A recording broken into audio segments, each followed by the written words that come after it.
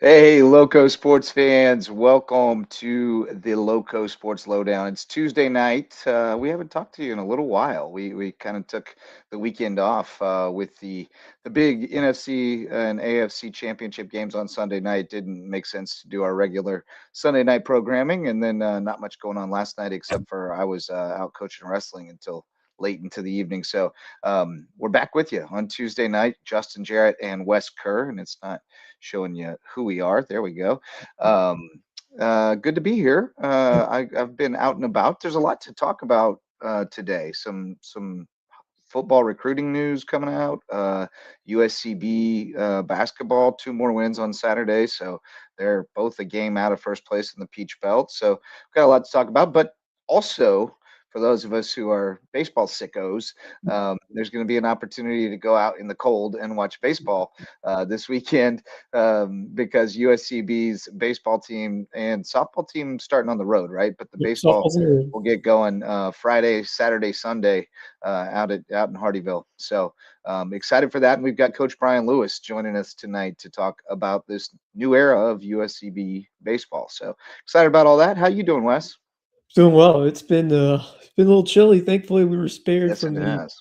the nationwide, it seems, winter storm that has swept across the country, and still some pretty cold temperatures around here the Oh last few yeah. days. But alas, we're getting ready for baseball season starting on Friday. Looking forward to that, and always a blast covering and calling these games for USCB. A new era. Don't have a new era. We're going to be talking with Coach Lewis in a bit. But I'm doing great. Had a great time, at the Cove last Saturday, and we've talked a lot about USB.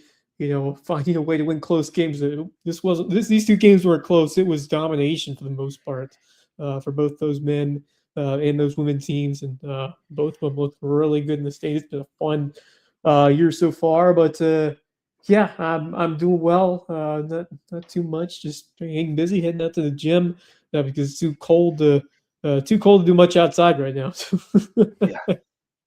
Yeah, it definitely is. It's good that we've still got a little bit more of inside season, so to speak. But we're running out of it. We're going to be outside real soon, and it's always a little chilly at the start. I remember calling some early season games at USCB where it was quite frigid. But it's always worth it because you can't Sure. wait to get out there. Yeah. So Oh, it's awesome. looking forward to seeing what those guys look like, and we'll get Coach Lewis in here in just a minute. But you there was news going around. It's not very often that we have like big sports news in this area, like that everybody's hearing about. But I heard about it at school. I understand you were approached in the gym with a bit of news today. But the Chapa was at Bluffton High School. Kirby Smart famously goes around and lands the helicopter on football fields when he's really trying to get a big recruit. And Amari Patterson got the chopper treatment from How about Kirby that? today. So Georgia is all over him. It's my understanding that Florida is coming back through tomorrow, the new staff, and offers just keep coming for Amari. So seems like This is he's going to have his pick of where he wants Yeah, to go this is play as well. big time stuff from Laurie. We knew that it was possible that he could be generating this much attention, and yeah, I mean that's you see that chopper coming from Kirby Smart. That's big time stuff, especially here where we have seen some big name recruiting in the past around here, but to this degree, this is pretty Yeah. special what we're Well, seeing. I'm told that it's the first time that an SEC coach has been at Bluffton since like 12, 13 when Spurrier was there to see all those guys. Yeah, So crib days. Yep. that'd probably check out. So anyway, and then the other, we'll talk a little bit more about all this football Yep. stuff a little bit later when more Max friends Roy come should be along. joining the show Yeah, I very think Max soon. will be joining us, Yep. and we'll dig in a little bit more on that. Antonio Banner making his Blue decision. Hose. He committed to the Blue Hose of Presbyterian College. So we'll talk a little bit more about that later. But first things, our sponsors, the show tonight brought to you by Mickelson Law Firm and WHHI TV. Our all-star sponsors. Mickelson Law Firm are a founding sponsor, the original sponsor of Loco Sports. Been with us since the beginning, and they continue to support us every step of the way. And they can help you with all your legal needs at Mickelson Law Firm.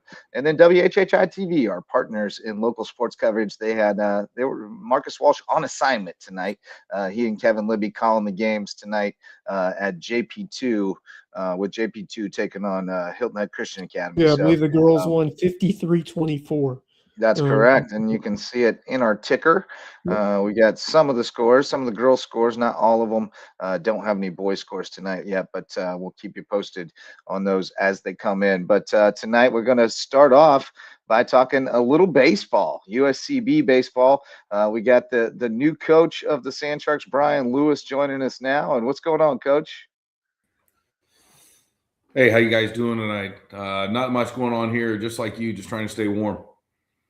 Absolutely, it's hard this time of year, especially when you play an outdoor sport. But you guys have been at it, since the fall, and I'm sure you have some new faces that came in at the break that you're trying to get acclimated. But you're not new to this program. You've been around here, and in fact recruited a number of the guys that are on the roster. So you should have a pretty good firm grasp on what you got coming back, and then tell us some of the guys you're counting on this year, and then some of the obviously the transfer portal is all the rage in college sports these days. So you always got to make some impacts coming in too. So just tell us about the guys we're going to get to know real well in the next couple of months. Yeah, we're excited about our group. We do have quite a few guys back from last year's squad that have been with us now for a couple of years. I brought in a lot of guys over the last couple of years as a recruiting coordinator that are in the program. We do still have a few guys that have been there been here for 3 or 4 years that were brought in as high school kids, 4 years ago. But the ones that we're really excited about, we're returning about 75% of our offensive production from last year's squad, and we had a team that swung the bats pretty well. So like our starting shortstop, Noah Campbell, that's kind of where we got to start. He's a big time player. He hit about 330 for us last year. He fielded it at a 970 percentage. He played every day for us. He's our guy, and that's where we would start. But we're strong up the middle. We get our starting center fielder, Luke Doty, back from last year. Our starting catcher, Terry Dean, is back for his senior season.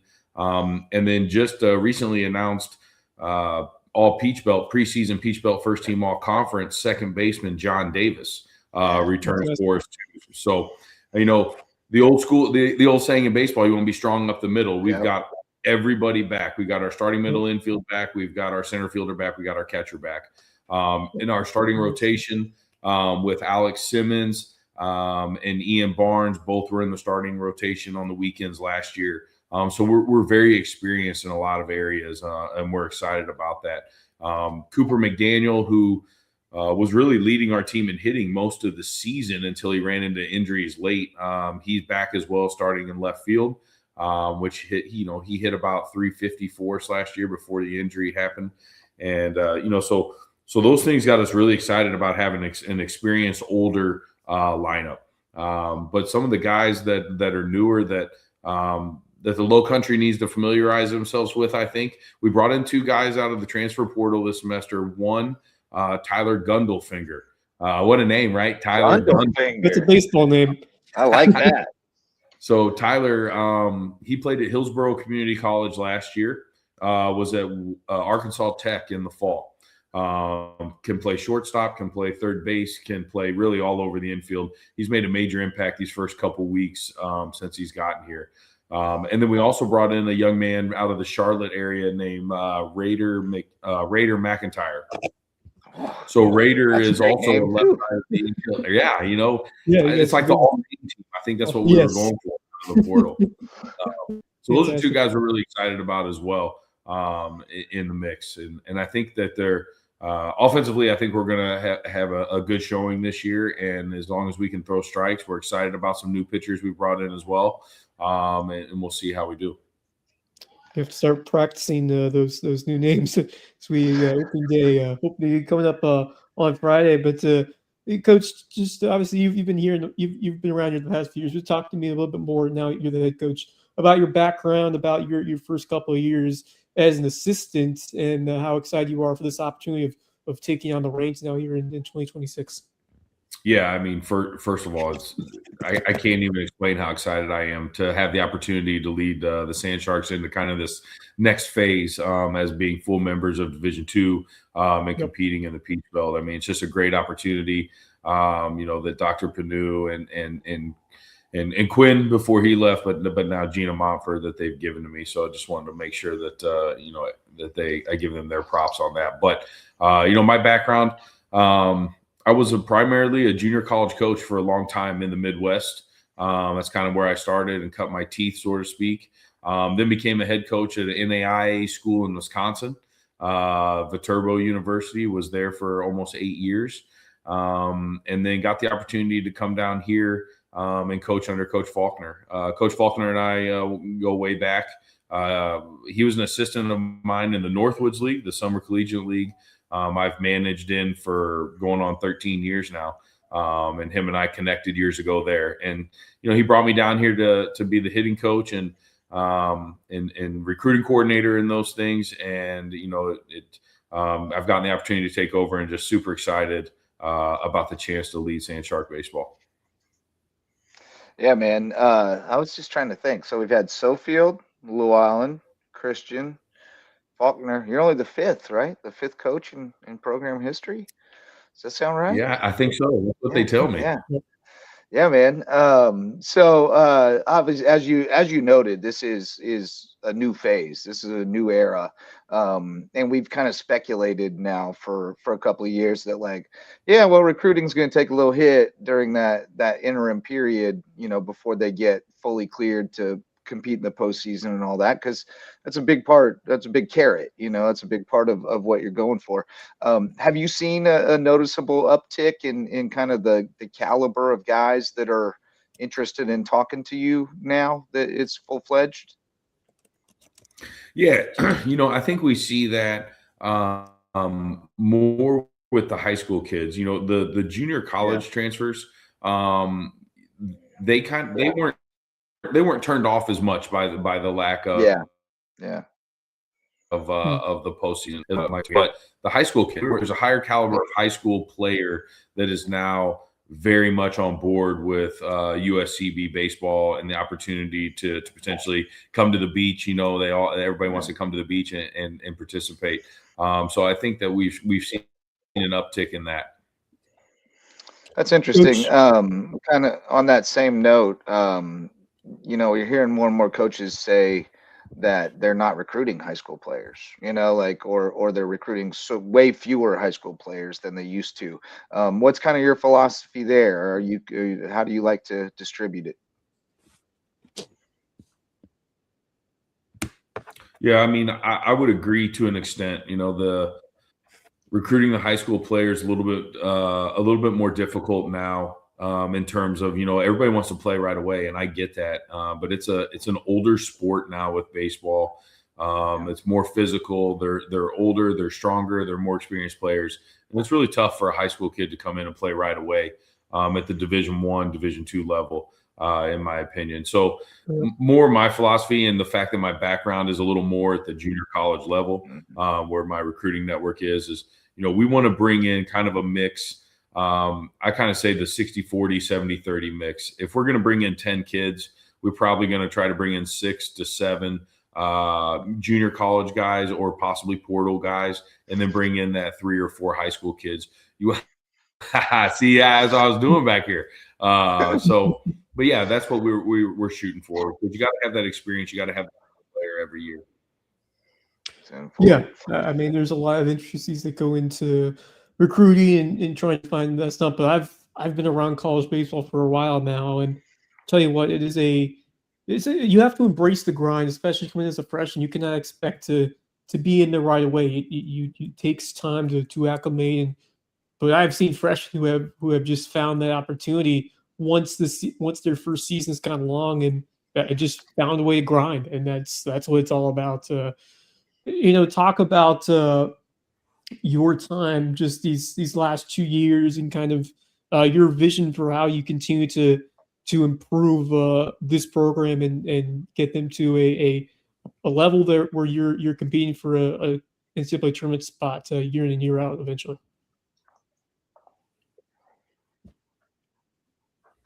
Yeah, from what I've seen in my time, the Peach Belt in particular, with the conference schedule, the baseball's just really clean. They don't make a lot of errors that hurt themselves. The pitchers, they throw strikes. It's not necessarily always about velocity and a guy out there throwing 90, 93 miles an hour. It's more guys that are upper 80s with pitchability. And, for me, what we're trying to do is we want to be physical. We want to be fast. We want to play the game in an exciting kind of up-tempo sort of way. We want to steal bases. We want to do those things. And that's what we're trying to do. We're trying to get big and fast and physical. And then if our pitchers can command the zone, if we can recruit guys in that will throw strikes, I think it all starts to take care of itself. The last year Lander was kind of the big dog in the conference, and they had a couple pitchers drafted and they had a lot of good players, no doubt about it. But at the end of the day, they just never hurt themselves. They didn't walk guys in tough situations. They didn't make errors on routine plays. And that's kind of been the difference in what I've noticed between my years of coaching at the junior college level, in the NAI level, even to an extent, is it's just cleaner baseball. So my vision for this program is to play good defense, and be physical on the offensive side of the ball and be fast. And I think that we've got a good start on that. And we'll see how we can build this year with it. Awesome. Tell us about the kind of the early season schedule, because I know you guys get into Peach Belt play pretty quick. I mean, you only get like 3 weeks or 2 or 3 weeks, and then you're jumping into it. In February, from what I saw. So you got quite a few games lined up here early. So that's crazy. What are we going to see coming out? Yeah, so now we've got 11 schools in the Peach Belt. So we used to have 3 non-conference weekends to start the year, but now it's down to 2. So the first 2 weekends we're welcoming in Davis and Elkins University out of West Virginia and Wheeling University out of West Virginia. So we'll open up this weekend with Davis and Elkins. Hopefully the snow and the ice and whatever they're talking about will stay away, and we get those games in. So early on, those are, and then we jump right into conference, as you just mentioned, Wes, with Georgia Southwestern that Valentine's Day weekend. Georgia Southwestern.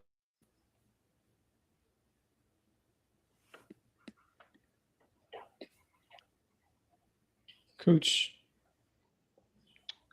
froze up on us there for a second. Bring in both Marcus Walsh and Max Araj here to the studio. Yeah, we got new friends showing up. Feel free to fire away and ask anything to Brian Lewis, the head coach of. Yeah, we got Coach Brian Lewis from the USCB baseball team. You guys got any questions for him? I will defer to Max for sure, for the moment. Yeah, Coach, I've been an avid member, supporter of USCB baseball for well over a decade now, and I always look for the best of things in this USCB team, and I think, for me, I look at y'all's schedule, and I see opportunity there, and I want to get what is your outlook on this season? What is y'all's goal? What are y'all trying to achieve here in your first season as the head coach? Yeah, I think first and foremost, our goal is to make the Peach Belt Conference tournament. We've been conference tournament eligible the last couple of years, and we have not had an opportunity to get into that last spot. So I think for us, that's our number one goal, is to make that conference tournament, be the first baseball team to do that at USCB. But I also think, to your point, Max, the way that our schedule is set up, I think we have the opportunity to really stack together some wins. You don't want to get too far ahead of yourself. You don't want to assume certain things. As we talked earlier, we really do have an older, experienced, talented core group of guys. And I think that with the way the schedule is shaking down for us, we have an opportunity to really stack some wins at points throughout the year. So I think that number one goal is making the conference tournament. Number 2 goal is to try and win 25 ball games and be 500. Yeah. You mentioned the projected starting rotation, or at least some of the guys. What are your thoughts on the group on the mound, or your staff getting ready to take the hill on this weekend, and what you hope to see from them in this opening series? Yeah, I'm pretty excited about our group. There's quite a few new guys to go along with the experience. We mentioned Alex Simmons, Nian Barnes, both those guys coming back. Alex was outstanding really for us last year as our Friday night starter. But we've added in Brant Phillips out of Hutchinson Community College out of Kansas, who's a big he's a big physical specimen on the mound. He's an upper 80s to low 90s arm with really good stuff.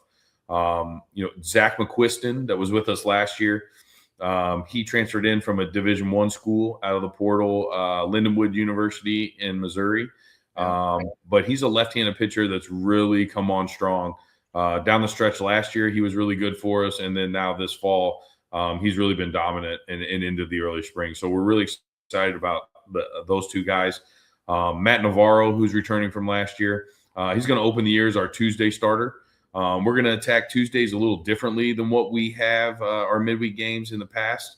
And we're really going to go after it. We're going to have a solid 4-man rotation, and we're going to play our Tuesday midweek games just like it's a Friday or Saturday night game, because every win matters. And so Matty is very excited at his role of picking up the Tuesday starts. And then we return Joe Turner. Joe Turner, who's, he's been up to 95 miles on the mound. He's a big physical kid as well. He's got our most electric stuff. He's going to start the year at the back of the bullpen as our closer. And we think that that we have enough guys to get the ball to him, then it's shut down city when he comes on in the game. So, last weekend in our inter squads, we inter squad for about 17 innings total last weekend. Those 17 innings, we only had 6 walks. So, again, we're really hammering down the free 90s. If we can limit those free 90s, we think we got a really good shot to win. I love that. That's great philosophy. All right, Coach. Well, we've kept you for a good while here, and I'm sure we'll hear from you at some point down the road in the season. But it's been great to talk with you, and we are looking forward to baseball out in Hardyville real soon with USCB starting things up on Friday. And I got a feeling it's going to be a big bounce back year for the Sand Sharks. Yeah, thanks for having me anytime, guys. I really appreciate it. Have a great night. Yeah, man. Thanks so much. Appreciate it, Coach.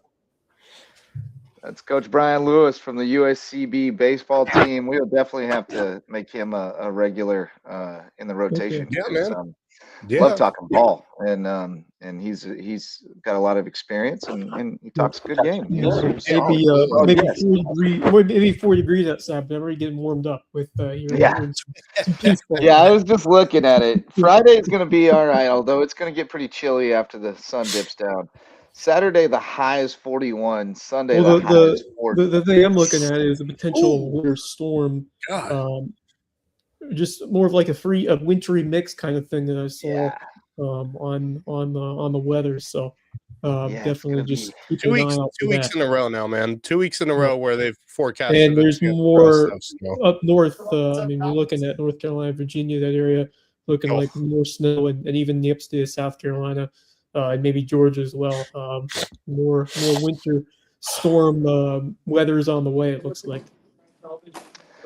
Seems like it. So we'll see. Hopefully the Sand Sharks get them all on this weekend without any weather interruptions. But Marcus, it looks like it's chaos over there. But you had the doubleheader we're tearing down the Warrior Coliseum tonight. John Paul II with the sweep of HHCA. Well, I was told from Tom Smith they call it the AC, the Athletic Center. It was getting hot in the AC. Boring. It was en fuego in the AC. That's a boring name. Think of something better. Come on. Yeah. I'm calling it. Yeah, maybe they will. With Lawns as the Warrior Coliseum. I tell you what, JP2 really gave it. Both teams did. Both the girls and guys competed. Give a lot of credit to HHCA because they competed as well like crazy. No Finn Ussery for the guys tonight, from what we could tell. And I think that really affected HHCA. They contained Jake Wood very, very well. for about the first 3 quarters, and then he started finding things. But Sean Thalen had a big second half and did some great things. Certainly, Godson was everywhere. When you talk about JP2, and this is what makes them so dangerous, no matter who they play, when they are at their best, everybody is contributing, everybody is involved, and everybody is doing the best they can for one common goal, the team. They Right. are a team of one, and it really comes off that way in how they compete, both the girls and the guys. I mean, we talk about it Yeah. so much with football, too, and that showed again here. Final scores don't indicate just how HHCA competed, but JP2 is on a different level, and especially that guys team now with 10 in a row under their belt, victorious, and the girls are really shining as well. And I look for big things again this year out of both these teams, heading down the stretch of the regular season and into the postseason. Yeah, Karen Floyd has done a spectacular job Phenomenal. with that team as she has had in these prior few years, and I think the group that they have that and not just the store players but others who have really showed up in a game like this. I mean, obviously you look at Ellie Heathcott, but Lily Termini. I remember her sister Bella played it many years before. They've had a good couple of years, the Termini sisters. But Yep. then you look at a player like Lauren Majorkowicz, who She won't was score big too tonight. yeah, her defense has been such an integral part. Yeah. You have so many role players that do their jobs really well on that team. That's a kind of a recipe that does a good job competing, but that's a recipe that can also win championships. So I think that I think this JP2 team is really well built to make a deep run this year in their classification. I'm excited to see how far they can take it. Absolutely, I am too, for sure, and just really proud of what these teams have done. Certainly, Dominique Jones, huge comeback this year after missing most of the year last year with her knee injury. We talked to Evelyn Melnick and Sean Thalen after both of our games, and they truly are leaders, certainly by what they do on the floor, and both had fine nights tonight for sure. And if something goes a little bit another way, like a Finn Ussery playing, maybe it's a little bit of a different game. But JP2 just was It's able to contain definitely so tougher much. for them since they have to play. They're in 4A, so they have to play the big dogs of Skiza. But even so, you look at the Max Preps girls basketball rank, the computer rank at Skiza. JP2 is number 4 behind just Ben Lippen First Baptist and Northwood Academy. Northwood's 21-1. They're going to be tough to beat, but you never know if JP2 can conjure up something magical in the playoffs. I think it's a team that could surprise. I think they can beat most any of these teams. Obviously, Northwood showing like they're a powerhouse, but JP2 has the recipe to compete and take it deep. I'm very impressed with how they play, and I think they're going to give it a heck of an opportunity as they get into those 4A playoffs. I mean, I don't think anybody's going to want to go against JP2 with the way they play in playoff basketball. So I'm really pumped. It's definitely been a changing of the guard because this matchup, it was all him and Chris Kemi for a long time. Not anymore. That's three in a row for the girls, and Yep. and the guys just took the lead 11-10 all Right. time, and certainly, and that's a tight scoring difference too between the guys and between the guys of JP2 and the guys of HHCA. And Yep. you take a look too at just what they were able to do tonight. Defense was certainly paramount, and just outstanding efforts by a bunch of folks. My broadcast partner Kevin Libby, the Libs, is Yeah. here. He is a Big real lip. worldwide guy right now. He's everywhere. Thoughts, partner? Hey, gentlemen, just want to say have a lovely evening. Everyone stay warm, and thank God for basketball. It's a good warm occasion to get together. All right. All right. Being inside for sure. That is Yeah. great. Right, Kevin Lim, who has helped on both the men's and women's USC basketball. I got to work from one of the games. It was a lot of fun, and I've known Kevin for a long time, so it's got to be a blast calling a game with Kevin, isn't it, Marcus? It's phenomenal. I've known this guy since 2014, and we've been having a blast working together. He's one of my favorite guys that I've had the pleasure of working with. You know, even going back to when I started doing this in this forum in college. It's just awesome to get his take on so many things. And you know, there are certain things that come up as far as, you know, rules and whatnot. And I say it all the time on the broadcast. It's great having an official with you. Yeah. Certainly played the game as well, but knowing the ins and outs and things that, you know, some of us just don't quite get to the full extent. It's great to have him. He's a plethora of information. Enough. Stop. Love you, boys. Go Loco. Thanks, Marcus. You got it, man. Marcus. Love how he says Marcus. Makes me laugh. Marcus. Oh, I'm looking at AP the athlete's Instagram right now from earlier, his story when the chopper landed at Bluffton High School. Yeah. That's pretty cool. How often do you see that? That's right? the first time it's ever happened here, and that the famous chopper arrived. Did it just arrive like was it like in the middle of the football field, or was it on that field? Yeah. No, they landed it, well, not on the football field, but on that, you know, that grassy field, like off behind the football field kind of. No, it doesn't look like it was. Well, it's hard to tell exactly where it is. It's that. You can It's see that the back area. of the It's that scoreboard. grass. Oh. It's that grass area behind the football. Oh, the grass area behind yeah. the scoreboard. Yeah. Okay. It's like as you're Yeah. walking towards Like where the they football field. used to park people back there, but they don't. Right. They don't do that anymore. Yeah, that's where they landed it. It looks like they said Big pulled it up Kirby. on the lawn. How cool is that though? To see a chopper just land at your school. I feel like that's really like something you don't ever see. Yeah, You know, I think It's that's a just a good really gimmick. cool experience. It's a good little gimmick. I like it. It is really cool. I admire it. It was funny when y'all started texting about it on the group chat. I was like, oh, I got to get to the Facebook Live to check out what all went down. It's really cool. It's a really cool experience. Sorry. In the background. No worries. The background noises of WHHI.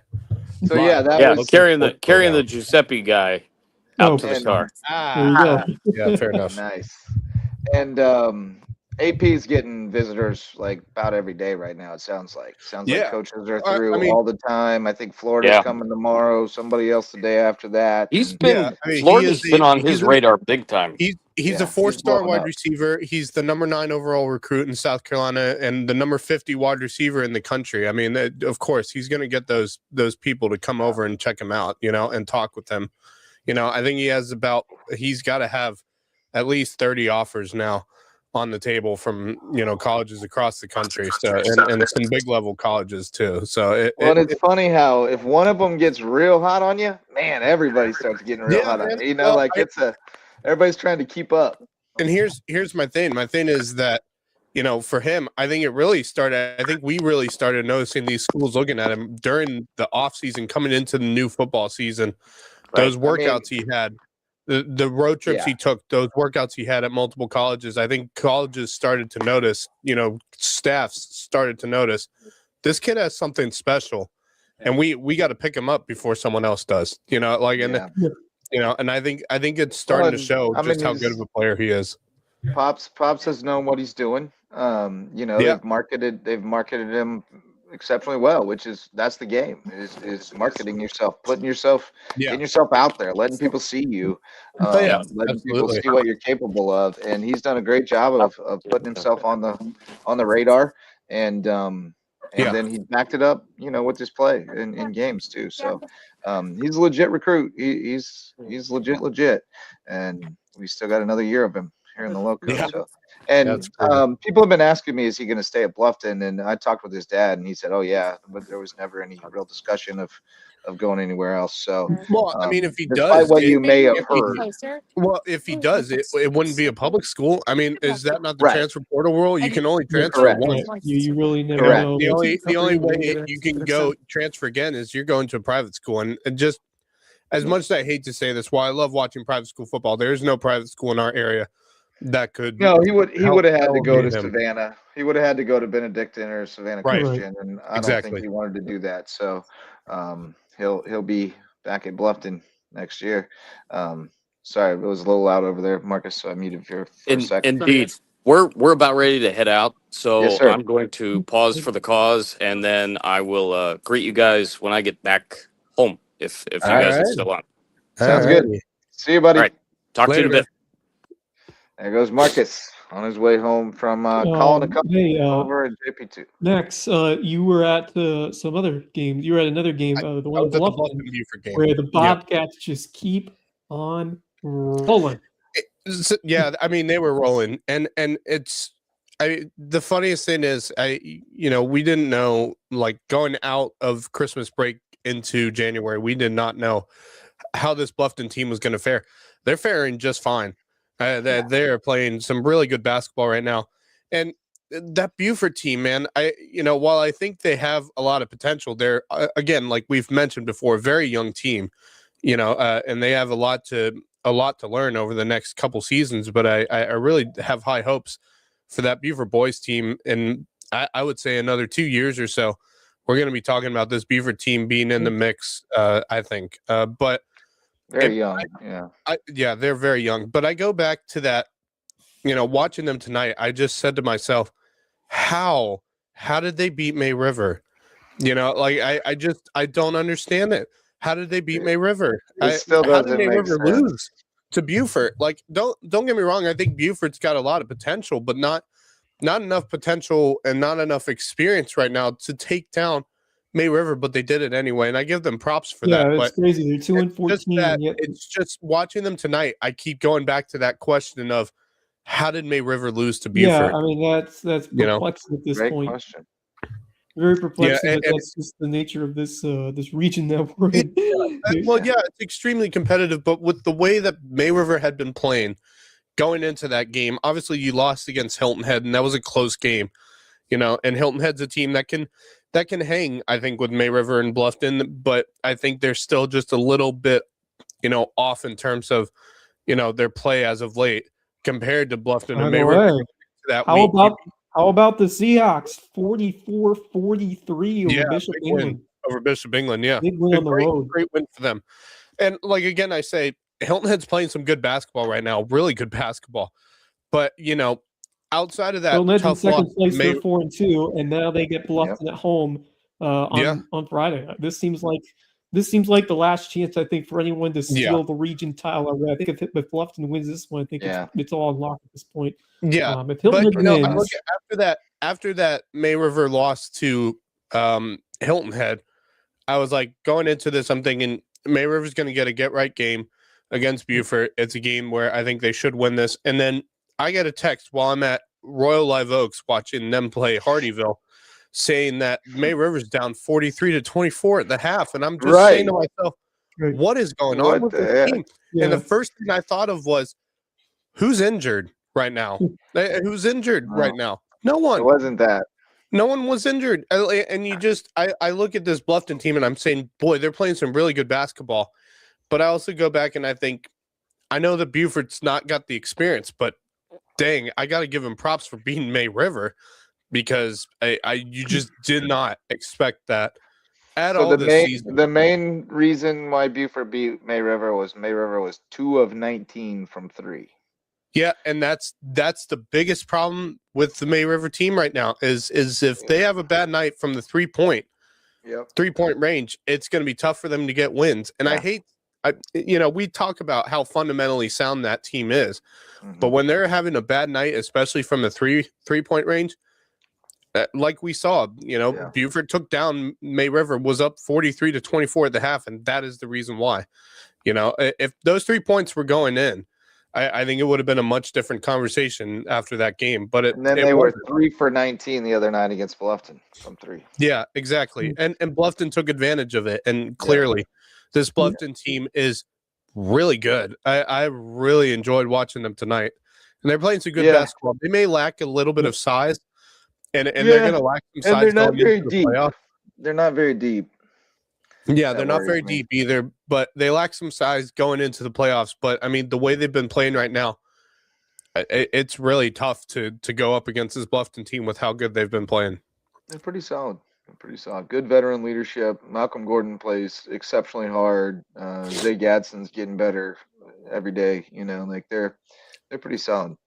They just picked up a kid too from Hilton Head Christian. I can't. Yet 2 of them, the LaRoe kids. Yes, that's right. Yeah. So, and they got cleared, so they're playing. So that helps with the depth a good bit. Yeah, because they can both play. So they're looking pretty good. And then Buford girls are looking like, you know, they're just cutting through. One of the LaRoe boys was, I think, playing tonight. They're cleared to play. Yeah, I think he was playing tonight. He plays some good basketball. So like they're set for the next couple seasons with those 2 players as well, because they're some real good, solid basketball players. For sure. So it's gonna be fun. Harry Skinner was on a roll tonight. He hit like 4 threes in a row from deep too. Like he got into a heat check and was just draining them threes as players are putting their hands up in his face, still draining them threes. And he's just a beast. That's what I miss is old dirty Harry draining threes. So I'm sorry I missed that. Then that's what they need from him. I mean, if this team wants to go deep, they're going to need some big time performances from Harry Skinner when it gets to the playoffs. Seems like Harry Skinner's the heart, and he's the heart and soul of the team. But others, no doubt, others have really risen this year, and that's what you Malcolm Gordon played really well tonight as well. Malcolm Gordon, Foster. Played really well tonight. Yeah, Foster's solid too. Yeah, they got some nice pieces. It's really coming together over there. It's just who they end up playing when it comes to playoff basketball. When it gets in, who they end up playing. Yeah, it gets tough fast in the playoffs. So Buford girls winning big over Bluffton. May River girls 20-point win over Colleton. Bishop England 23-point win over Hilton Head. So those all went like you'd think. Oceanside blew out Battery Creek. Whale Branch beat Bridges Prep by 13. Bamberg doubled up Hardyville 42-21. Sounds like a football score. Don't have Ridgeland Allendale. JP2 beat HHCA 53-24. Hilton Head Prep girls beat Savannah Jaguars 45-37. Didn't see the Andrew Jackson cross score yet. Colleton over St. John's Christian 38-31. Colleton Prep, that is. What was the Battery Creek boys score? Battery Creek boys, I was getting to that, but they fell 53-41 to Oceanside. So they split the season series with Oceanside. That's fine. So first loss in region play too. So yeah, I mean, they do lose. Like if tiebreaker is differential, then they're going to lose that tiebreaker to them, which sucks. Well, I'll tell you right now, Oceanside. Actually, maybe not. How much did they beat them by in that overtime game? They beat them by a lot. It wasn't close at the end. I don't think. No, it wasn't.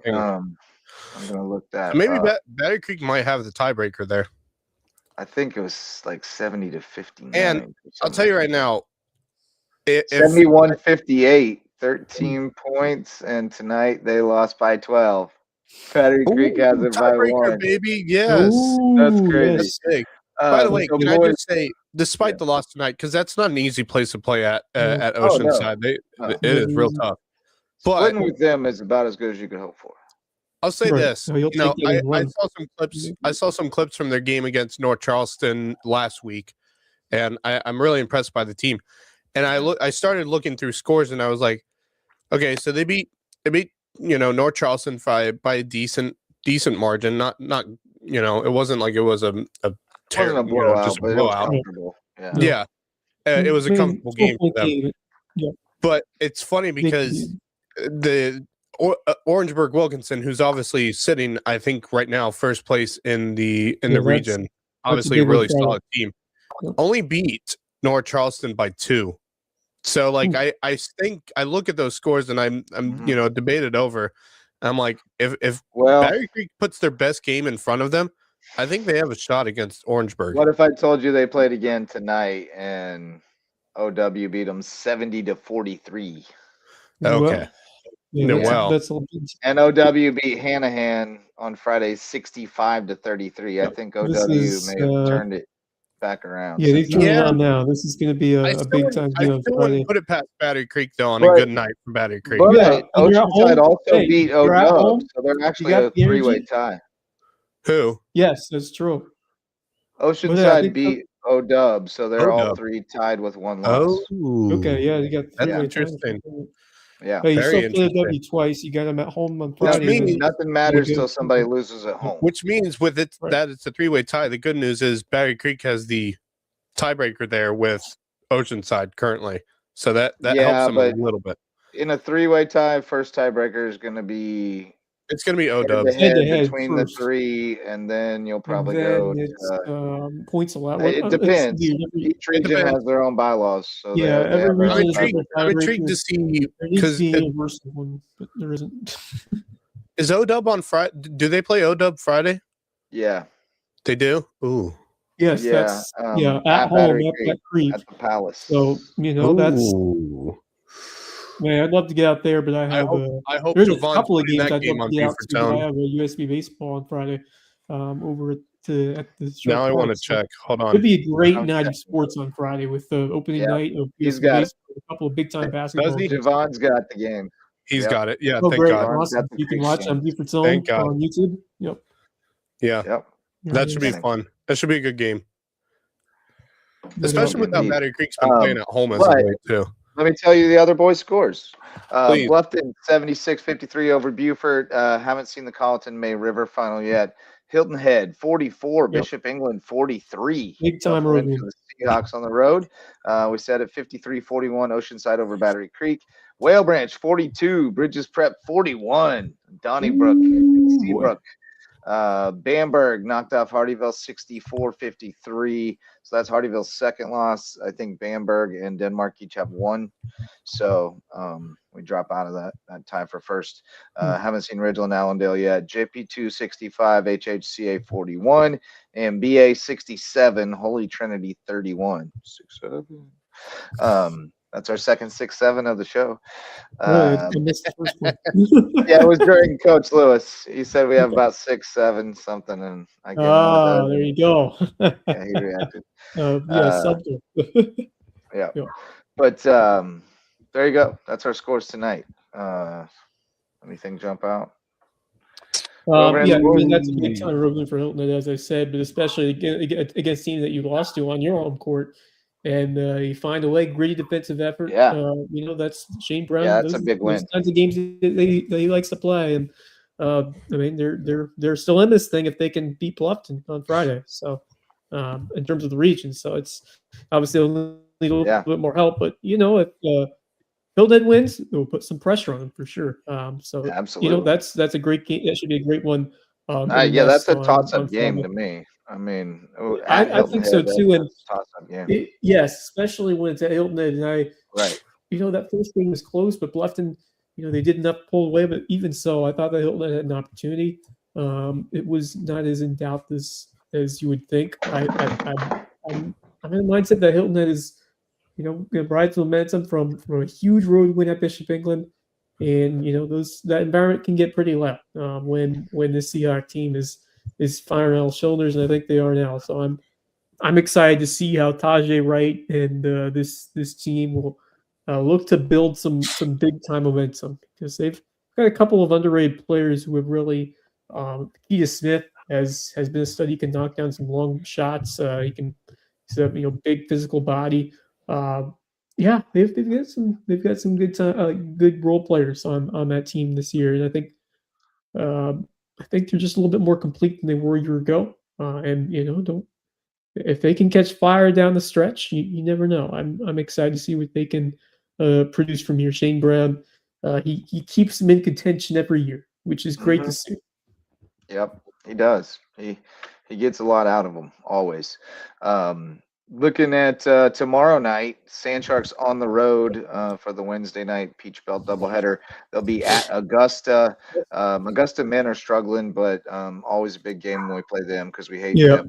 And the then team that has normally been Augusta at the top of the women got conference. us at home, so we really need to get them back. Yeah, Yeah. that's an Tied important with one them for there. second right now. Yes, yep, they're both 8-3. That's a big time game on the Yeah. women's side, and they're a half game behind Columbus State, Yeah. who is in first place in the conference. So just We only lost incredible, to just by a incredible few to see where points. this team is a year following Yeah. just a couple of, especially last season, where it's just they just couldn't get it going, and now everything's been working. Which Yeah. is awesome. It's awesome. Give so It's much awesome credit to to see. Sharon Versett because she What a she knew job. the potential of what this. I'm sorry. She knew the potential of what this team could do. Yeah. You just unfortunate injury luck last season, and just players growing up and finding their roles, and then now they're playing like stars, and especially when you talk about Janai and Tanaya, but others have played. Madison Self, who is we need to talk about more. Is just a nice rebounder role player at times. She's been important. Korea has had a couple of good minutes, and then obviously you talk about a player like Lydia Gattosi, who's really starting to find more of that leadership, and She's a then dog. like Zeke Hendrick, someone Yeah. who has really broken through as a freshman. Two She's of the the last 3 games, she's had big games. When she gets a Yep. good matchup, they are going to feed her and they're going to Yep. let her exploit it. And so there are games where she doesn't do much. She doesn't play that much Yep. and she doesn't produce a lot. But 2 of the last 3 games, she's had good matchups and she's put up double-digit points and a good Yep. number of rebounds. And you can see where she is going to become a force as her career continues and she just gets in a little bit better fitness and grows into her body a little bit. She's tough, really tough. What are we talking about? We're talking about USCB basketball right now, as the Sand Sharks are 1 game out of first. Both the men and the Yep, women, one and game out of they're first. getting Yep. ready for a 5 game homestand, which I believe begins on Saturday. When they face Lander, they'll be home for 5 games Yeah, in a row. Lander, Georgia College, Middle Georgia State, Columbus State, and Georgia Southwestern. So this is I've talked about this the last couple of weeks, but yep, the fact that they're where they are in the standings now, they get 5 in a row at the Cove, the yeah, hardest place to play in the Peach Belt. Serious potential to make a run towards the top in both women's and men's, which is yeah, crazy. yeah, I yeah. mean, It's awesome. I mean, yeah, potentially, the highest seed after the first round I see if the hosts the first round rest of the hosts the tournament. finals and the final. Right. Yep. So it's not inconceivable that we could have one or both Peach Belt Conference tournaments played in the Cove, which would be just unreal. Ah, That would be something else. But yeah, certainly. here's a note for you. You guys might like this. USCB women had 9 conference wins through their first 2 seasons. They're 8-3 this year. So Wow. one more win and they'll Wow. match Matching the their 2 Peach years Belt combined. That's win pretty total in the first 2 years impressive. combined. So Yeah. yeah, big year of growth. That third year has been tremendous for Year them. 3. All right. Well, let's shout out some sponsors. We got Hudson Seafood House on the docks, presenting sponsor of Under the Bus. We're taking the week off this week because Curry is headed down to Florida, but we'll resume again next week, and he'll be Getting away live from the snow. from Yeah. from the Sunshine State. Yeah, he's down at Longboat Key. Oh, nice. So Still gonna be like and 40s in Miami. probably a little chilly over at Hudson's too, but when it warms up, get over there for some Yeah. sunsets, cocktails, and seafood at Hudson's Seafood House on the docks, one of the oldest and most iconic restaurants on Hilton Head Island. And then also we've got HHI Windows and Doors, our old friend Coach Barron, doing the thing. He's improving your view of the Loco. He's hung up his whistle and he's focused on a new kind of screens at HHI Windows and Doors. Twinge and Twombly can serve you with all your personal injury needs. Attorneys out of Beaufort with a rare name, providing remarkable service at Twinge and Twombly. Reverence Wrestling Clubs, our official wrestling sponsor and presenting sponsor of the Loco Grind. I was over at May River tonight for the senior night. They were honoring the seniors from all the sports, but so we wanted to have our buddy yeah, all the wrestlers want to go and support their buddies, so we got Truman over there to support those guys. What a senior class they're sending Oh off. yeah. A wrestling team. Blake Butler, Marcus Folk, Andre Caballero, just so many guys who have been a pivotal part of that program. So, and then Jay's Barbershop, the place to be in Ridgeland, whether you need a haircut or not. Getting to the final thoughts. What do you got, Max? Come back to me because I lost my train of thought I there. got two ready, so I guess I'll Yeah, go ahead. Go for it, Wes. First one is I wanted to say that this will be my 10th year calling college baseball. Started at Davidson back in Nice. 2016, and took 1 year off because of COVID. But been at USCB since the end of my time over in North Carolina, and man, been a blast to cover so many outstanding, fun teams. I mean, most notably the 2017 team that got the Super Regionals, knocked off Carolina in Chapel Hill in that Super Regional, and then the team that stands out to me was the one that got to the NAI opening round, and they got to the finals of the Sun Conference that year. That team, That's right. they were the cardiac kids. They won like 3 or 4 games in like walk-off fashion in the ninth inning after being down like 3 runs or so. And they did in the tournament once. They're down like 3 to ninth or something like that. Crazy. Leandy Castro was an absolute beast that year. They had a couple of, and hopefully this program continues to go upwards this season.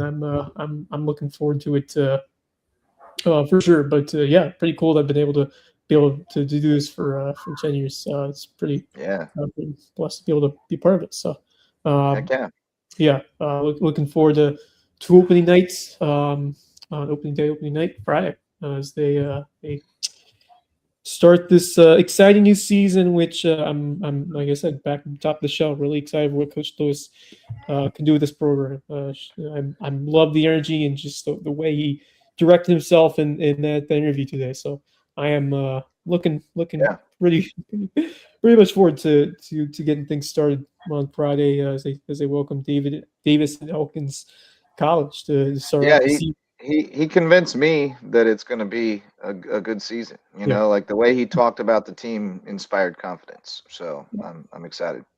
Did you have another one? Did you say you had two? Yeah, I have one more, but I was saying just nothing like being able to get over the opening weekend, early February, late January, and call baseball. It's a pretty cool experience. It's a blessing.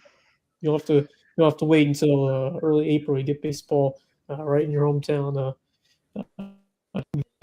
Pretty cool stuff. And of course, my second parting thought, as a lifelong Carolina Panthers fan who had to experience the tumultuous times of both Baker Mayfield and Sam Darnold, specifically Sam Darnold, because man, I mean, just unbelievable the comeback redemption story that he has orchestrated now, and I was definitely a big fan of what I saw from him early on in Carolina, but he just couldn't quite sustain it throughout that 10-year. And whether that's just, Matt Rule just unable to find it as a coach, or just continued early struggles with his career, it certainly wasn't looking very promising for him. But, just to think about the redemption that really started when he was in San Francisco, got to be under Kyle Shanahan and experience that offense.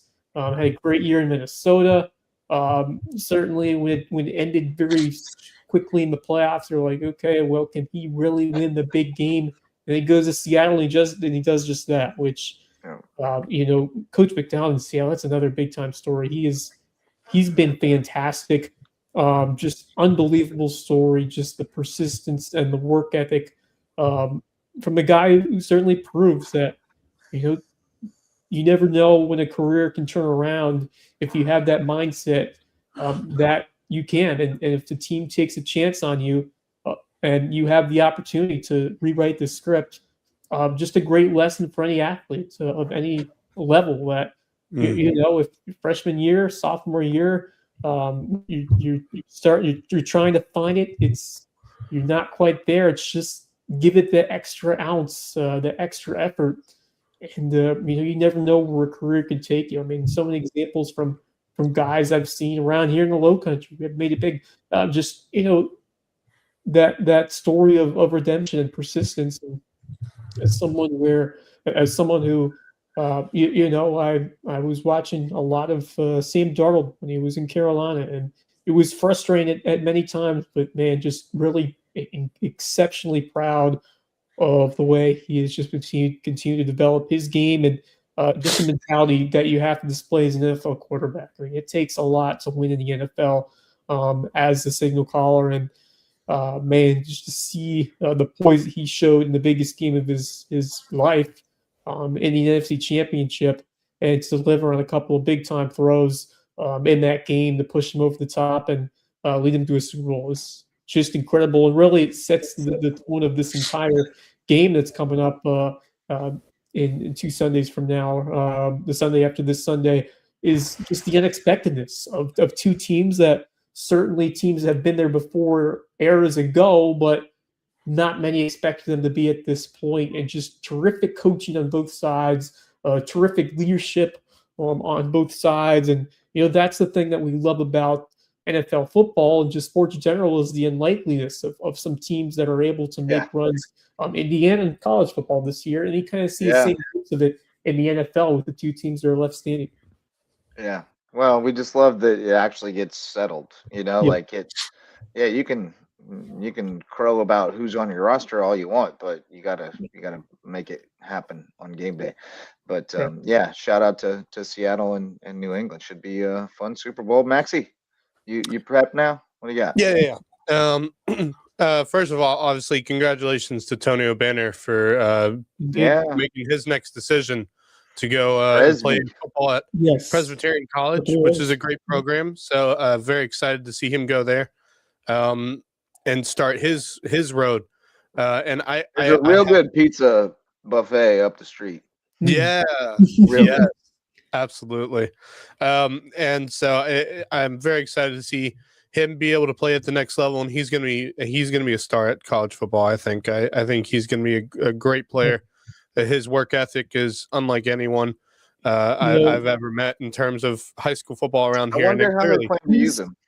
He's one of those guys that can have that Swiss Army knife for all who you can use. Yeah, I'm eager to see how they intend to use him. Yeah, he can be in the backfield. He can be a slot wide receiver. Like he's a very versatile component of a college offense. Just I think he projects best as an edge, and I really think the potential is there for him to soar if he's put in the best role, because he's gonna find a way to.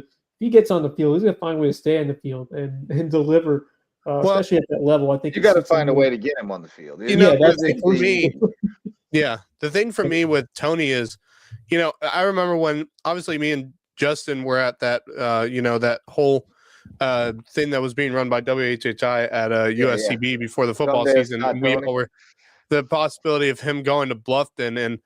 I just thought immediately, I'm like, well, they're going to use him as a running back alongside Cordell Hawley, but I also see them using him as an edge on the defensive side of the ball. And I would have been like, if they could have him as a defensive edge for Bluffton, God, that could change a lot of things for that defense. But obviously that didn't happen. And so he stayed at Thomas Hayward. And I don't hate that he stayed at Thomas Hayward. I think, I don't know if for me, like the one thing I hate to say is I feel like he would have been looked at by more colleges had he had played possibly somewhere else.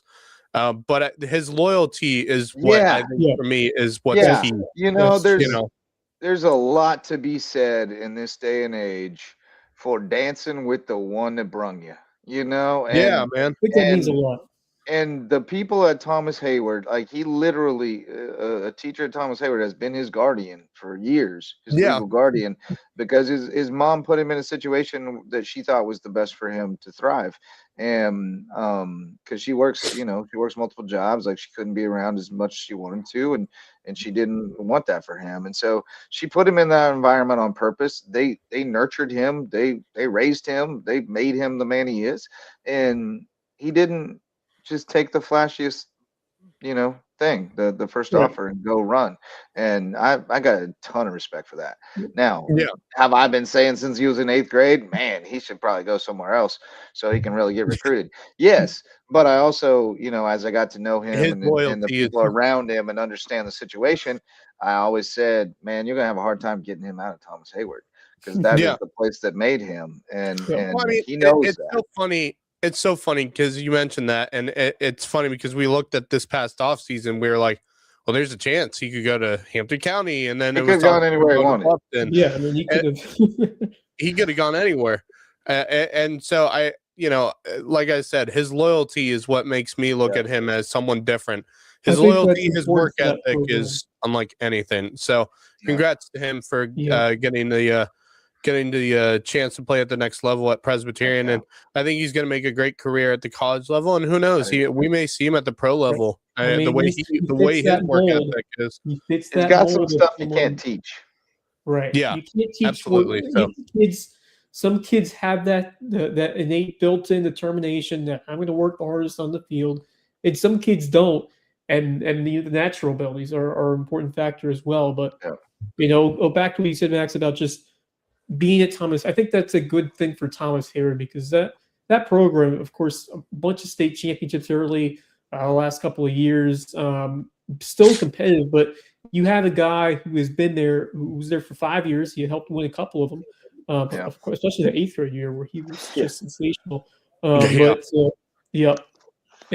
to have a guy like that for 5 years to really make his mark on that program, or last mark in this program, and then to see him go to an opportunity where like he could be a perennial or a week in week out star over there. I mean, it is certainly possible. So I mean, I think it's great for Thomas Hayward and great for Tony, just continuing to stay the course and performing out there in the field and getting his opportunity at the next level. So those are the kinds of stories that are fun to track. Yep. He's going to get his chance to play 100% if he continues to put in the work that he does. The other couple of things I wanted to mention, obviously, I think one of the biggest Marcus back. Marcus is back. One of the biggest things I'm sure we all saw come out in the world of sports today, Bill Belichick was not a first ballot Hall of Famer. What? I just saw this on the way home. I'm like, are you freaking kidding me? And Holy crap! That's spiteful. That's petty. It is petty, but it's also my Lord. Despite the pettiness, how can you not? He has got more Super Bowl rings than any head coach in history of the NFL. No, you can't justify it. Just based on resume alone. Can't justify it at all. And I'm telling you right now, ESPN blew a gasket today when they heard about that. I watched as everybody should have. I mean, it's someone who. I'm not the biggest Belichick fan, but you can't deny what he is doing. You can't deny it. No, can't freaking deny it. How do you not put him in a first ballot Hall of Famer? I guess the only argument you could make is that he didn't do it without Brady. It was all Brady, and then once Brady was gone, the Brady magic continued, but the Belichick magic didn't. That would be the only. That'd be the way you had to parse it. But it's a very fair argument. Can we say, would Tom Brady be Tom Brady if it wasn't? Oh, Marcus is gone. Would Tom Brady be Tom Brady without Bill Belichick? It's impossible to know. It's impossible to know. It's all a bunch of things. And then the one other thing I saw is I'm looking through ESPN right now. College basketball is going on right now, and one score that's eye-opening at the moment. Vanderbilt has a 20-point lead over Kentucky right now. 43-23 over the Wildcats. How fun is it to be a student of Vanderbilt? You get to have terrific academics, a strong institution, and football had a great year. Basketball having a great year. Yeah, baseball's always good. Yeah, baseball's always good. What a score that is. 43-23 at the half, by the way. And also, someone lost the other night. Who was it? Some unbeaten lost the other night. Oh, it was Nebraska. A lot of people. Yeah. Well, Nebraska, who had been playing a fantastic basketball season, got their first loss the other night. Yeah, we're in the upside down. Indiana football, Nebraska basketball. Right. One lost team, crazy. Anyway, yeah, that's pretty much it for me tonight. And for those of you who have been, the other thing I was going to say, for those of you who had been wondering why I was gone pretty much for all of our shows last week, I had been dealing with still kind of dealing with it, illness that I feel like this weather has kind of prevented, or been the main made worse, prolonged. yeah, made worse. Yes, thank you. Yeah. So I'm happy to be back on the show, but I kind of missed those two shows that y'all did last week. Great to see a couple of big majors in the top 25. You got St. Louis the Pelicans at 21. You got Miami of Ohio at 24. So Vanderbilt you expect, but yes, I don't think Miami of Ohio has lost. Have they lost? They are undefeated. They're 20-0. They're undefeated, and they might not. They might not until not in that conference. No. Yeah. Well, they could. But in the conference tournaments, you really never know. Crazy things can happen. No, you're right. But they might not before the conference tournament. Crazy things can happen in March. They could get left out of the tournament. They could lose in the conference tournament and go like 32-1 or something. No doubt. Get left out. That would be ridiculous. Marcus, you made it in time for parting thoughts. What do you got, buddy? Awesome. Just the environment at JP2 was absolutely outstanding tonight. I had a chance to talk to theology teacher and deacon of St. Gregory the Great and coach and mentor and father, Brent Heathcott, who is, and obviously for obvious reasons, I see him all the time, and he's just a true beacon of light and joy to our community. For those of you that know him at least a little bit, he's just a tremendous guy. I had been wanting to interview him for 3 or 4 years. He and his family have been here for 5, and they do just great stuff in the community. Obviously, Maddie was able to play and do things at Clemson after her time at JP2, and then certainly with Ellie and Gabby and Garrett doing what they're doing right now at JP2. Garrett's a senior, and he's going to be going off to school. And then you look at the 2 girls, they still have a couple years left, which is just awesome. The environment's always great there. Tom Smith had a great chance to talk with him before and after the games.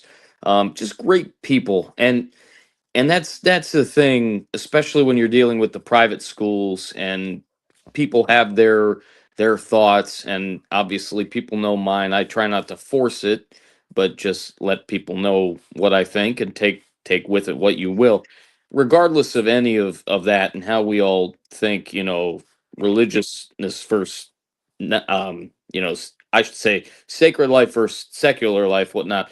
These are just great people and good salt of the earth people. And I love being around certainly our community. We've had really good competition. The scores this year for basketball, and I actually had a chance to talk to Rip Ripley, and I mentioned him in the girls' game. I talked with him because some of the notes that I was looking for, especially on the HHCA side of things, I wasn't getting quite as early in the process as I would like to. So I messaged Rip, and I've known Rip for about a year thanks to you guys. And I said, can we chat for a little bit? I'd like to pick your brain on some stuff. And we talked for a half an hour, and it was just absolutely terrific to talk to him and get his ideas of things, certainly. And he said, these teams are doing great, and despite the records, especially with the guys of HHCA, can throw the records out in a way because they battle and they compete, and these are just great athletes. The girls are down. They've been down a bit, obviously, since the days of Kenny Conroy, but they'll be back. They will definitely be back. You think they would? If they decide they want to be. I mean, if they want to invest in it and I think, and that's a good point. They have a strong football team led by Ron Peduzzi. I guess you could say they're a baseball school now because they're going for a 3-peat in baseball this year. True. Yeah. Very true. But I saw some signs tonight, and seeing them against Bluffton as well earlier this year was a little bit tough, at first, and they got things going. I think that there's fight in these girls, and it's going to take a bit of time, but I'm holding out hope that they will be getting on the right path here very soon. It's always great to be in the gyms. The games, like the whole point was, the games haven't been quite as competitive score wise that we've called this year, as you can tell, but basketball is maybe changing a little bit. It's becoming a little bit more physical at times. It's still alive and well here in the Low Oh Country, and yeah. it's never going to get quite to the level that football is, but it's still alive and quite well. I Yeah. did happen to see real quick that we were talking about Bill Belichick just a second ago. Joe Brady was Yeah, elevated I just as saw the that. head coach He of the Buffalo was, Bills. and the guy who was Interesting. under Matt Rule. I don't know what to think about that one. I Certainly. honestly, I don't know what to think about it, because if you're going to fire Sean McDermott, you would think the Buffalo Bills would be looking for a fresh start. External Yeah. hire. You're Yeah, not it getting it feels with him. weird. It feels weird. I don't know. I really like. Were you convinced by the hate Joe offense of, Brady as the like hire, I, but I also am Yeah. saying would you not look outside? Yeah, no, Yeah, I agree. It feels strange to me. I don't know. So yeah, I think I'm not sure how many candidates they interviewed. I know they talked Mr. to Philip Rivers, but I'm not Pagula, sure how realistic that was. But I'm not sure who else they interviewed, or well, because they talked to Philip Rivers, but then he no, what Right. other he guys that withdrew. they interviewed in that process. This is Yeah, a huge hire withdrew. for this is the prime years of Josh Allen. The last Yeah, this yeah. his back half of his career. Well, and maybe Your window is open as long as you have Josh Allen playing like Josh Allen, and look, maybe Allen said that's my guy, it's and I possible. want him Yes, to be. You there's know, they did possibility say there. Terry Pagula, the owner of Yeah. the Bills, said that Josh Allen is going to have a role in naming the new head coach. Well, Yeah. I mean, you kind of have to put him in that role. He needs to be able to work with someone he can trust as his head coach. So yeah, of course he was going to have a role in it. He's the star of the team. He's the leader of the team. He needs to have a coaching staff that he can trust, and a coaching staff that he knows can help him get to the Super Bowl, get over the hump of not being able to get to the Super Bowl and possibly win it. You need to have a coaching staff that he can trust. And I think, yeah, of course, there's no doubt in my mind he was going to have a role in choosing who was going to be the next head coach for the Buffalo Bills. So I mean, yeah, it's while I don't hate Joe Brady becoming the head coach, because I think he's a fantastic coach and he's done some great things over the years, I also look at it and say, why not look outside, for a fresh Yeah. start? But I Yeah, don't I would agree. I don't hate the hire. I don't think it's a bad hire for the Buffalo Bills. I do like the hire of Mike McCarthy to Pittsburgh. No, I don't like it. I actually think that is a good hire, and I may be in the minority there. Yeah, I think it could be, but I also think I don't like it. that if you made your head coach hire to try to retain Aaron Rodgers for one yeah, more I feel year, like that's that's some kind of exactly very why I don't like short it. range view that I can't get behind. That's- But Why would you go I back do to think Aaron he- Rodgers? I do think McCarthy kind of tracks with, as far as like they make conservative hires. Well, I there hope they have generally. one more good year And they than keep He- guys for a long I time. was kind of hoping they'd go after Sean McDermott. he is for from the Pittsburgh, Steelers. after all. He's a Pittsburgher, a Yinzer. Yeah. Yeah. So I mean, I think it could work out really well. I think it. What do you it think could of work. Stefanski, Max? I Oh, think yeah, in it's Atlanta. it's funny because you look on social media and whatnot after he got hired. I don't hate the hire. I actually I quite don't like either. the I think it's hire. a good coach. Yeah, Um, I don't hate it. People go back on his record. I'm like, guys, look what he had to deal with in Cleveland. Yeah.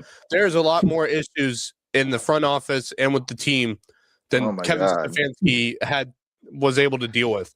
I mean, they're Oh, yeah. clearly, They I were think better he's- than they had any business being. Yeah, They're but the complaining. other thing He's I saw supposed on to be social media, really showing the good other thing I business. saw on social media was, can he fit the culture in Atlanta? I'm like, well, why is that? He's- What does that have to do with anything? Yeah, Like What is the culture in Atlanta? I mean, he gets to reset the culture in Reinvent it. Atlanta. exactly my point. he And worked with it in Cleveland. I think this is a great hire. he kept Jeff Erblack as his defensive coordinator, which I thought was the best decision he could possibly make, was keeping that defensive coordinator because he did such a great Tommy job. Reese with him from Cleveland. Yeah, he did. Yeah, Tommy Reese is with him as the OC. He did a great job by keeping the defensive coordinator on hand for the Atlanta Falcons, especially with how they played on defense last year. I mean, the most sacks by a defensive unit in Atlanta Falcons history last year. So, I mean, they have very young talent, and they need a defensive coordinator like Jeff Erblack to be with them. So I think that was great for Kevin to keep him on, bring Tommy Reese in. But ultimately, despite me, bringing Tommy Reese in, this is Kevin Stefanski's offense, 100%. He is going to be the man who makes the decisions on offense, without a doubt. Even if you have an offensive coordinator on this team, he knows offense better than most NFL coaches. So I think he's okay. He's Cowboys drawing like 25 minutes of parting thoughts now. I gotta. All right, yeah, we can. No, cut it off, man. Don't worry. But that's all I'm gonna say. I think it's a great hire for the Atlanta Falcons. I think we've done enough for tonight. Yeah, I started parting thoughts like 25 minutes ago. I think you guys have. I think we've covered it all. But here we go. Here it is. The chopper. Oh, here it comes. Here it. He's definitely landing on the He's landing on the Bobcat. Dude, what's the car there in front of us? We're right over. I don't know. Oh, that shit is scary, bro.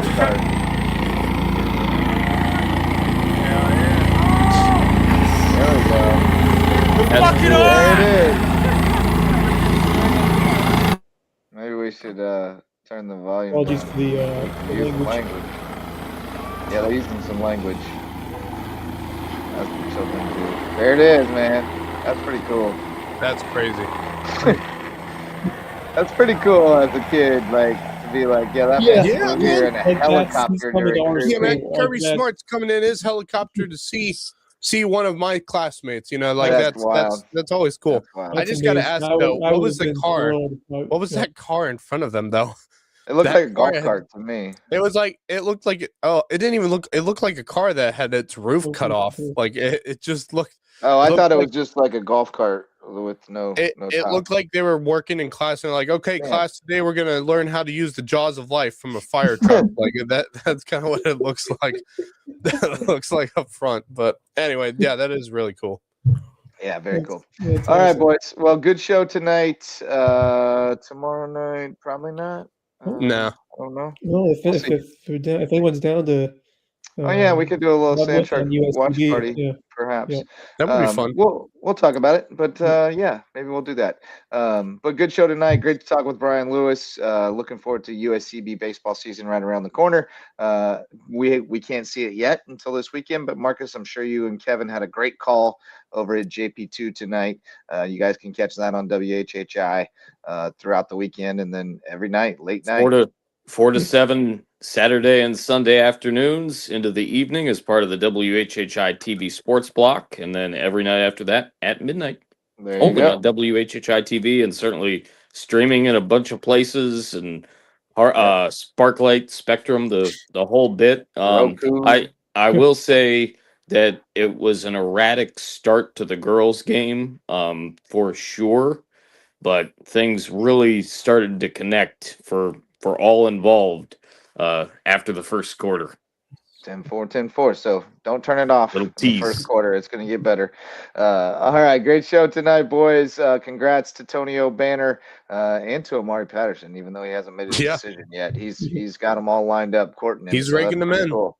Yeah, man. He's gonna get the best deal out there. That makes the most sense, and that's the objective. So we'll see you probably tomorrow night. Talk USCB hoops and whatever else is going on the LowcoSports Lowdown. So thanks for tuning in tonight.